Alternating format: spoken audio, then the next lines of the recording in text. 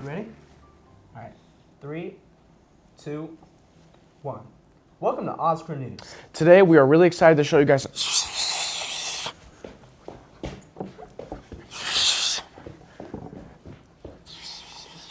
We have some breaking news. Ozark schools are forcing their children to pay money in order to be in a safe learning environment. This news just broke, but we already have someone on the scene. Now to Arden with the scoop. You have no money. So how do you feel about what just went down? Give me that. Give me that. Matthew and Daniel in the morning. Get on it. Welcome back to OZKRA News. We're so excited to show you guys what we got going this week. Coming up, we have Your Sports and Weather, an exclusive podcast with Mr. Thompson, Groutfit Thursday, and we get down to the bottom to who is the best guitarist at the Ozark High School. All this and more on your OZKRA News. Now to Arden with the sports. I will now give you the sports events for the week of to the 17th to the 24th. With our first up, the ROTC rifle team as a competition at Webb City on November 17th. They just got second in nationals, so congratulations to them. There's also a freshman JV in Glendale the same night. The final event of the week is a freshman boys basketball game on the 20th at Nixa. So be there and support your Tigers. And this is your OZKRA newscast. Now to me with the weather. So as you can see, Monday and Tuesday, pretty rainy or gloomy. The rest of the week, looking pretty chill. Cool 50 degrees till we get into Friday, Thursday, that kind of era. Gets a little colder, but you know, Thursday's Thanksgiving. Just wanted to say happy Thanksgiving to all my gobblers out there, you know what I'm saying? So yeah, pretty good week this week, and I hope you guys enjoy the week off. After getting feedback from our lovely fans, we bring to you another one of our special days. This is Groutfit Thursday, and we got some more interviews for you. This is my best friend, Bryant, right here, and I'm going to be asking him, if I had a toxic trait, what would that toxic trait be? Probably the gaslighting. That's not even real. You totally just made that up. Gaslighting isn't real, just like the moon landing. Catch me another day with that. How you celebrating Groutfit Thursday? What's Groutfit Thursday? You wear gray, it's like Groutfit. You got no drip, man. Where's the gray? Man, shut up. That's why your shoe's raggedy. What are my red flags? Your raggedy shoes. Who are the best guitarists in the school? Number one's gonna have to be Mr. Bryant, but close number two, it's probably gonna have to be Elliot. Who are the best guitarists in high school right now? Definitely Mr. Bryant. Definitely Mr. Bryant.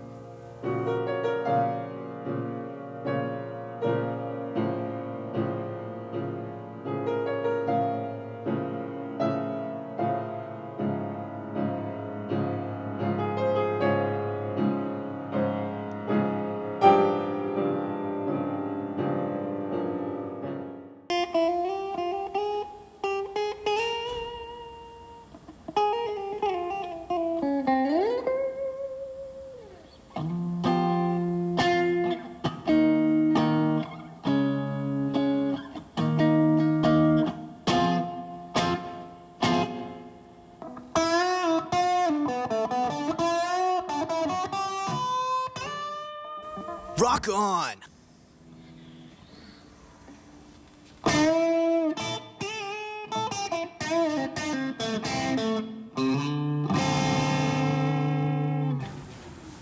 Rock on!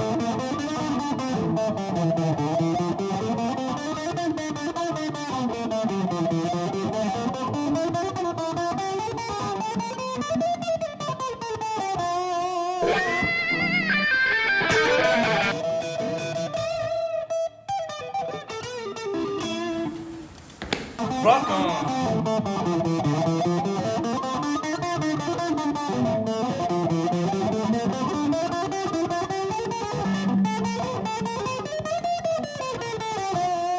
Way to shred!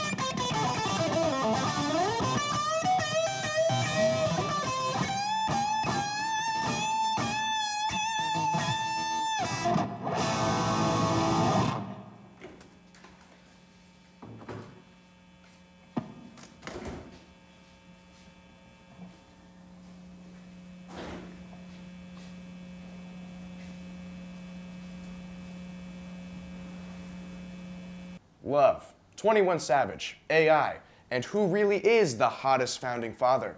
All this and more on the Andy Thompson interview. Are you familiar with 21 Savage? I'm not. I mean, I've heard the name, but I couldn't tell you anything about them. One of his most popular songs off his most popular album is called Ball Without You, where he talks about a breakup. One of his infamous lines that he says is, and I'll quote, "I'd rather have loyalty than love, 'cause love really don't mean jack. Straight up. See, love is just a feeling. You can love somebody and still stab them in their back. On God. It don't take much to love. You can love somebody just by being attached. 21. See, loyalty is an action. You can love or hate me and still have my back. Facts." Sounds like someone who has experienced some loss in relation to relationships. And I would say that when we're talking about love, I think that he's right. Like, you can love someone and be disloyal to them. We see stories of that all the time. But I would suggest that true love, committed love, we're between equal partners in a relationship, comes with that expectation of loyalty. It comes with that, checking in with one another to make sure that the relationship is sound and what both partners are needing. So I would respectfully disagree that it's love or loyalty. I think it is both, and it is being in an equal partnership with someone based on communication and consent between the parties. Getting the best deal that they can and having some job security. But I'm sensitive to the studios as well. We live in a changing and dynamic streaming and movie scene where profit is not nearly as predictable as it used to be, where in post-COVID, you don't know exactly how people are going to interact with any single piece of content. Take Barbenheimer this summer. If you had whiteboarded that out back in January and said, hey, this is going to be the biggest enduring hit of this year, everyone was going to kind of be like, that doesn't make sense. Why would an 80s toy and a 40s nuclear weapon movie do great together? So you don't know for sure what's going to hit. And movie audiences have changed. Like, there's not as many people going to see movies. There's more people who are waiting for things on streaming. And so it's a dynamic landscape right now to try to make money. And I'm sensitive to both sides here need to make money. Like, the studios do need to make money in order to continue creating this art, but the actors and writers also need to make money in order to survive. So, yeah, I'm sensitive to both sides. I'm just glad they got it worked out. Yeah. That's really where I'm at, because I'm tired of reality TV. Now, self-worth is a different question. Yeah. Whether or not you see yourself as valuable, I think, is something that you are born with. You can lose over time. We look at this kind of exploration of self-esteem and how people's opinion of their own value changes over time.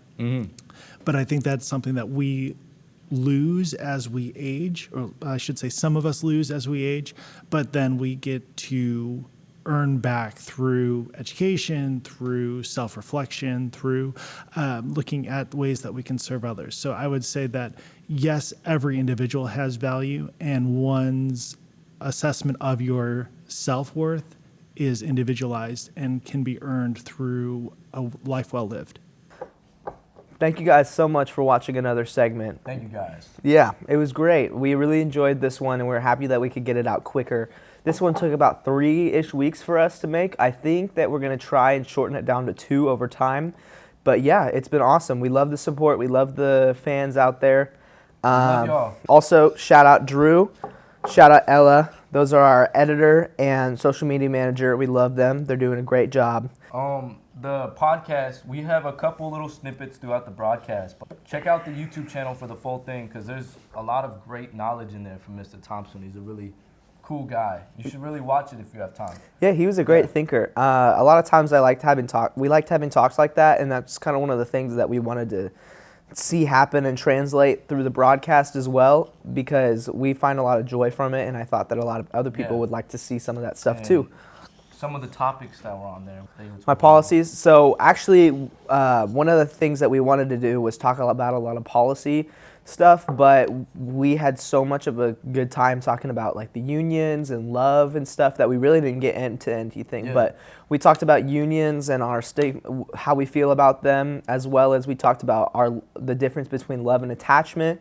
We talked about self-worth and if we find it to be inherent or not. We also talked about is the fault of society on the individual, the person. Government? Yeah. Yeah. Really cool question. So if you want to go check that out, if you're interested in that type of stuff, for sure, go check that out. We love you guys, and we'll see you again soon. We love y'all.